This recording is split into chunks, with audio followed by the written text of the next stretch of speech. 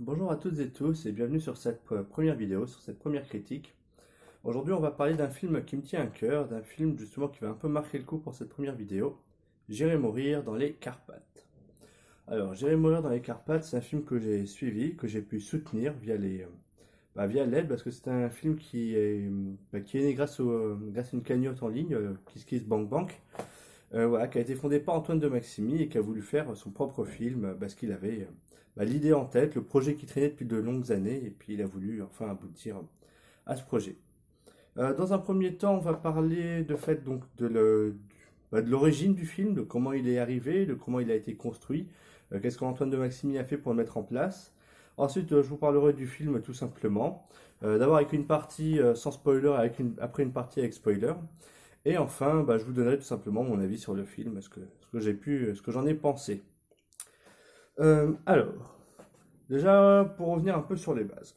Revenons, parlons de Antoine de Maximi. Donc Antoine de Maximi, voilà, j'ai pu le rencontrer en personne à deux fois de suite. Déjà, une première fois lorsqu'il faisait la campagne de son film. Il faut savoir qu'Antoine de Maximi, c'est déjà quelqu'un qui aime faire les choses complètement autrement, complètement tout seul, un peu hors des sentiers battus. C'est quelqu'un qui aime faire les choses un peu de son propre, voilà, de son propre côté. Donc surtout, essaye de proposer des choses, mais après, il a ses idées en tête, il veut faire un peu différemment des autres. Du coup, il avait fait, pour faire parler de son film, un tour de France, comme il a fait ensuite pour les avant-premières. Un tour de France qu'il fait lui-même avec sa voiture, où il va dans des villes et il essaie selon de trouver. À Montpellier, là où j'ai pu le rencontrer, c'était via une association de la faculté des sciences, où il a pu rencontrer, il avait un amphithéâtre, et voilà, il a pu nous faire son speech de 2 heures avant de repartir. Ensuite, il allait sur la ville originaire de Molière. Bon, bref, il repartait voilà, dans la région, pas très loin, à Pézenas, voilà, Pézenas. Il repartait à Pézenas. Et bref, comme ça, il a fait plein de villes tout au long de sa promo. Et lorsque je l'ai rencontré à Montpellier, il nous a expliqué du coup que, à l'origine, lui, il était un peu un garçon un peu lunatique, quoi. Et c'était le garçon au fond de la classe, voilà, dans son époque, il bossait, mais pas plus que ça, et puis au fur et à mesure, les années étaient validées, et puis il montait en grade. Et arrivé au lycée, voilà, qu'une fois qu'il arrive au lycée, il s'est fait un peu, il a été convoqué et puis on lui a dit, voilà monsieur, vos résultats sont pas satisfaisants pour rester à l'école, on n'a pas à vous garder. Le système n'a pas à vous garder, à vous continuer vos études. Du coup, ce soir-là, il a dû rentrer annoncer à ses parents, qu'il avait pu, qu'il était plus lycéen. Donc ça, d'après ce qu'il dit, ça l'a pas trop bien fait dans le foyer familial ce jour-là, mais c'est une autre histoire. Du coup, qu'est-ce qu'il a fait ensuite? Il a fait des stages. C'est vraiment ce qu'il a initié, ce qui a permis de rencontrer un peu et de savoir ce qu'il voulait faire. C'est qu'il aimait les objectifs, il aimait les caméras, il aimait tout ce qui était un peu autour des films. Donc voilà, il a fait des stages dans le cinéma. Ensuite, il a eu d'autres aventures, mais voilà, jusqu'au moment où il est arrivé, du coup, avec ce projet, avec 4 épisodes, si je ne me trompe pas, sous le bras, de cette fameuse émission, du coup, qui s'appelle J'irai dormir chez vous.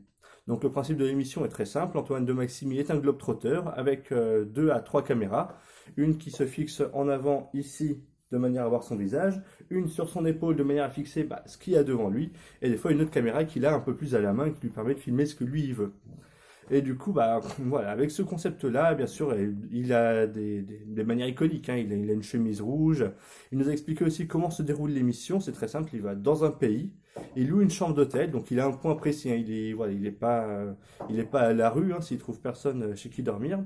Mais il a une chambre d'hôtel, un lieu fixe. Et à partir de là, une fois qu'il a un peu son pied, qu'il pose sur tous ses bagages, il prend juste ce dont il a besoin et puis il va à la rencontre des gens. Et à partir de là, il essaye d'aller à droite à gauche et de voir qui peut l'héberger. Donc voilà, assez atypique. Donc il arrive je crois que c'était TV5 Monde là, ou France 5, je sais plus trop. Donc la chaîne de télé chez qui il va. Il présente ses émissions et ils disent bon allez, on va tenter de lancer ton émission, on va voir, on va en diffuser quelques épisodes, on va voir ce que ça donne. Donc c'était en 2005, donc à ce moment-là la chaîne donc prenait déjà beaucoup de risques. Pour la simple et bonne raison qu'ils avaient aussi un autre gros projet sur lequel ils essayaient de miser et de voir si ça allait marcher. Donc voilà, plusieurs projets qu'ils lançaient, mais ils savaient pas trop si ça allait marcher, après ce qu'allait pouvoir continuer ou ce qu'ils allaient devoir arrêter.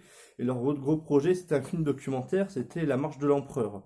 Donc bon, heureusement pour eux, ça a bien marché. Oscar du meilleur documentaire cette année-là aux États-Unis. Donc voilà, très bien, gros coup de poker, mais qui a donné ses fruits. Et du coup, Antoine de Maximi, là, pareil sur ce coup-là, il dit, bah moi, je vous laisse 4 émissions, mais j'aimerais repartir. Ouais, il faudrait que je reparte maintenant que vous, ouais, pour que j'ai des subventions pour aller faire d'autres émissions. Donc ils disent, bon, bah, ils sont un peu frileux, quoi. Ils savent pas encore ce que ça va donner, son émission. Ils disent, bon, bah, essaye d'aller, bah, va faire des pays autour de la France, quoi. Prends pas trop de risques. Et lui, bah, il leur ment. Il leur ment, et puis au lieu de dire, je crois qu'il disait qu'il allait au Maroc, au lieu de ça, il va au Japon. Donc il prend déjà le billet d'avion et c'est un billet d'avion conséquent. Il va là-bas et puis bah, il commence à filmer, il essaye de faire des petits trucs, mais il voit que ça marche pas parce que bah, les Japonais ils ont un mode de vie où le matin ils se lèvent, ils vont au travail, le soir après le travail ils rentrent chez eux. Et des fois il n'y a pas beaucoup de vie sociale ou c'est pas vraiment très simple. Voilà, il a du mal à aller vers les gens. En plus bien évidemment il y a la barrière de la langue, Antoine de Maximi ne parle pas un seul mot de japonais. Et suite à ça, bah, il est un peu perdu et qu'est-ce qu'il fait? Bah, il commence à regarder ses rushs. Il me dit peut-être là avec ça, je peux essayer de comparer, faire une émission spéciale au bout de 5 émissions pour comparer un peu avec les autres pays, pour faire un rapprochement. Et bref, il commence un peu à paniquer, il est désespéré. Et le soir, il regarde de nouveau ses rushs et qu'est-ce qu'il voit? Eh ben, il se voit paumé. Il se voit paumé au Japon, il se voit qu'il galère à parler avec les gens, il se voit, et il commence à être plié en deux, il commence à être mort de rire parce que c'est ce qu'il recherche de l'autre côté. Antoine de Maximi, voilà, il a juste, comme je vous ai dit, une chambre d'hôtel, mais après, le voyage n'est absolument pas prévu. C'est le hasard qui va faire bah, les personnes qu'il va rencontrer, l'interaction sociale, qu'est-ce qu'il va créer, c'est vraiment du hasard, et ça, c'est vraiment spontané, quoi. C'est les aléas de la vie qui vont faire que l'émission va y avoir telle chose ou telle autre.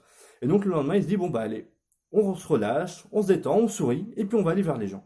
Et c'est ce qu'il fait. Déjà, rien qu'en souriant, en disant bonjour aux gens, bah, les gens lui sourient, et puis il y a des échanges. Alors des fois il parle un peu avec des gens, il essaye, bon il parle avec les mains, voilà, il y a pas de langue quoi, mais en anglais ils essayent de bafouiller un peu tous.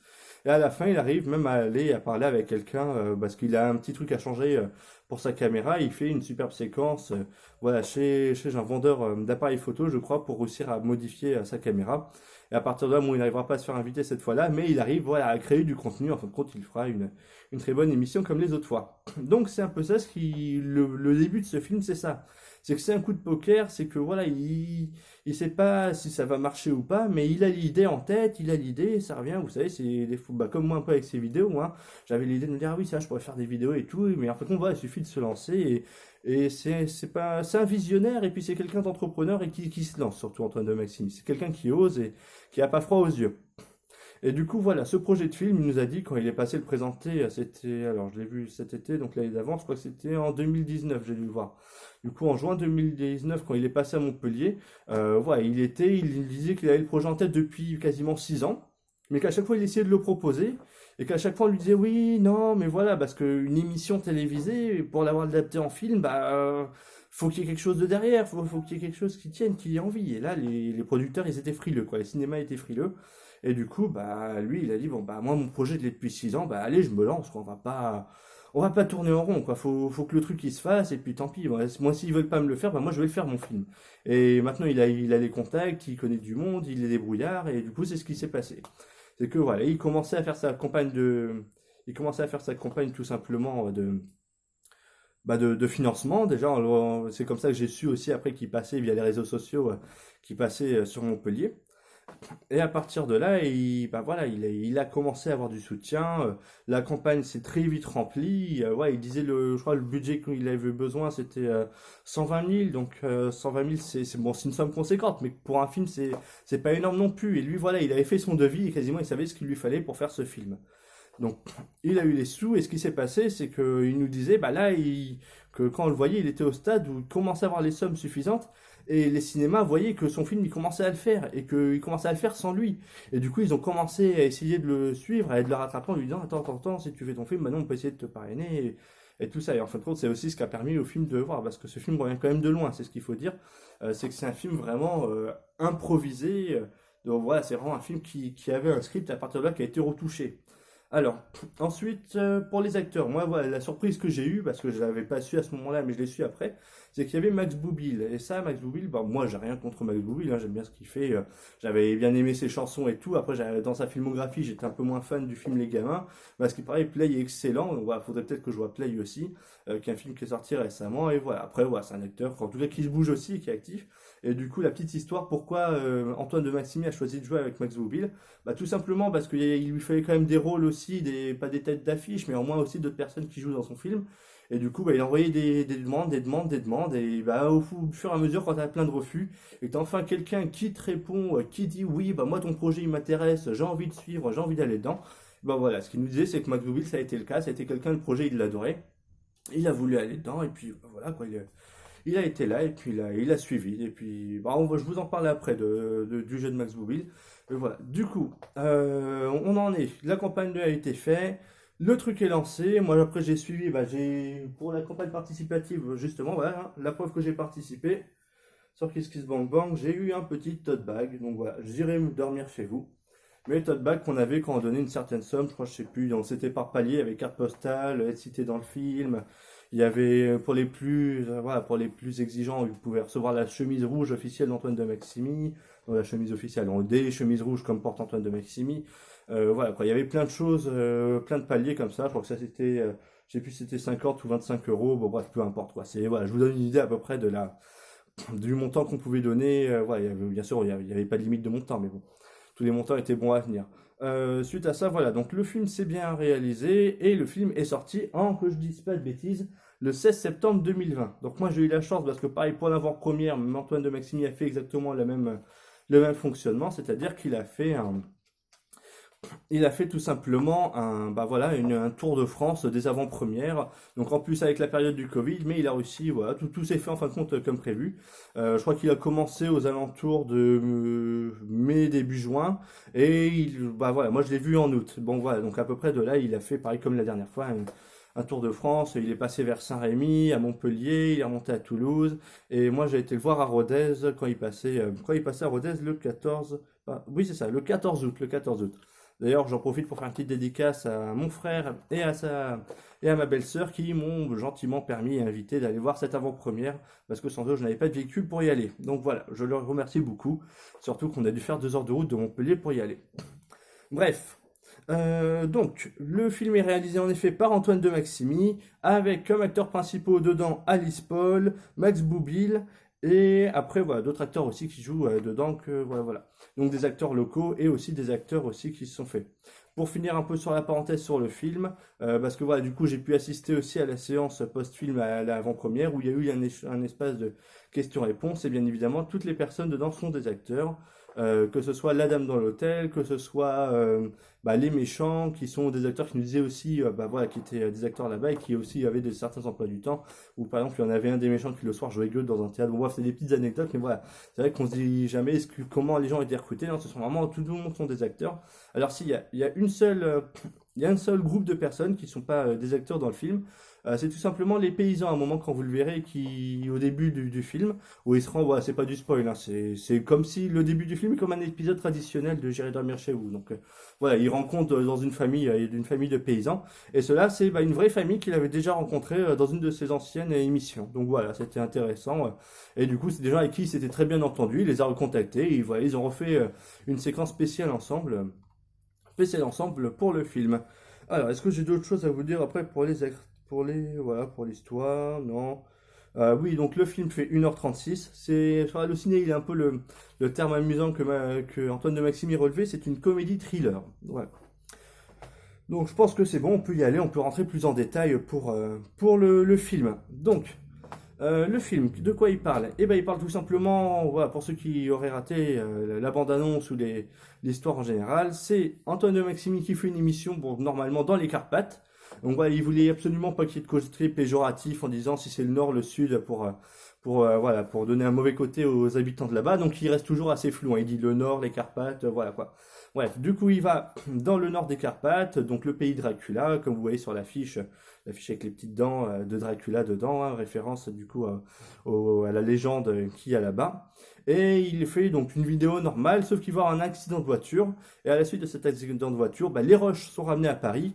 La monteuse jouée par Alice Paul, du coup, bah, veut remonter l'émission pour faire d'abord un hommage. Et au fur et à mesure où elle remonte l'émission, bah, elle se dit qu'il y a quelque chose qui cloche, que la mort n'est pas naturelle, quoi. Il y a un truc de bizarre. Du coup, voilà, elle remarque des petits détails, et puis il y a un commissaire de police, des fois, qui passe qui est joué par Max Zoubil, qui passe pour lui poser des questions sur l'enquête, bah, ou voir si elle voit des choses. Et elle dit en effet donc qu'elle remarque des petits détails. Donc au début ils sont un peu froids à se dire mais attendez, est-ce que vous êtes sûr? Donc, parce que le corps n'a pas été retrouvé bien évidemment.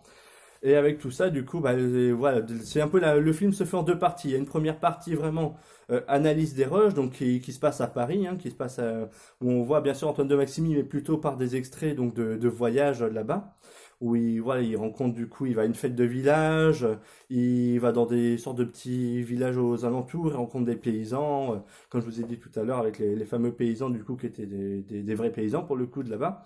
Aussi, qu'est-ce qu'il a d'autre comme petite aventure? Bah ouais, il va dans une chambre d'hôtel où bah voilà, il a eu une aventure avec la patronne. Ensuite, il parle un peu de ses histoires de famille en France, les soucis qu'il a, où il échange directement des fois avec Alice. C'est aussi ça qui est marrant de voir, c'est comment il parle du coup avec la monteuse, un peu les coulisses quoi qu'on voit pas d'habitude. Et après, du coup, qu'est-ce qui se passe d'autre? Et bah tout simplement, bah voilà, du coup, il a un accident. Et donc Alice qui a reçu les rushs, donc en effet dit qu'il y a quelque chose qui cloche, parce que ça ne va pas, et il propose du coup de partir là-bas, je ne sais plus trop par quel autre moyen, mais bon du coup ils partent là-bas en exploration, et c'est la deuxième partie du film, où avec les rushs elle essaye de retourner là où elle trouve qu'il y a voilà, qu'il y a eu des petits trucs qui vont pas. Et ça c'est un point intéressant sur le film, ce sera un peu tout le côté technique, le recherche de l'image en arrière-plan, où bah, tout simplement à un moment elle a un stagiaire avec elle qui est là pour l'aider à monter la vidéo, bon bah qui a été un peu pistonné parce qu'il a fait une école de cinéma, bon bref c'est un peu un poids lourd pour elle mais bon elle le prend quand même, et donc en effet ils voient ensemble que dans le fond des fois il y a des petits trucs qui se passent, l'un et l'autre, bref voilà quoi, c'est des petites choses comme ça.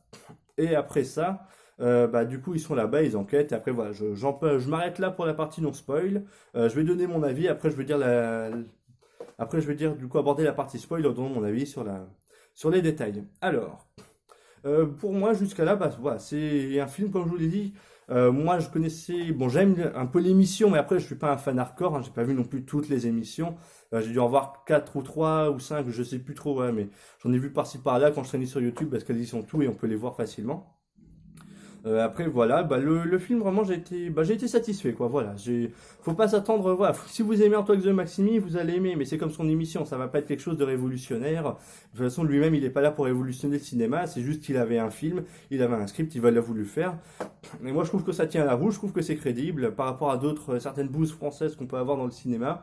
Je trouve que là, on a vraiment un petit film convivial qui est sympa, un film de voyage. Où, voilà, si vous aimez l'ambiance des vidéos qu'il y a dans les films d'Antoine de Maximi, bah vraiment vous allez apprécier, vraiment il y a pas il y a pas à tortiller quoi, c'est correct. Max Boublil du coup voilà, je vous en parlais tout à l'heure, franchement dans certains films comme Les Gamins, bah, j'avais trouvé un peu moyen, j'avais été, je sais pas, l'idée m'avait moins emballé, pourtant j'adore Alain Chabat, mais là je trouvais que vraiment c'était correct quoi, c'était vraiment agréable. Alice Paul pareil, je la trouve que assez dans son enquête, dans son rôle sérieuse de monteuse avec le stagiaire, je trouve que le duo marche bien aussi. Après, le duo avec Max Boublil aussi marche très bien. Voilà, je trouve qu'elle mène l'enquête vraiment bien.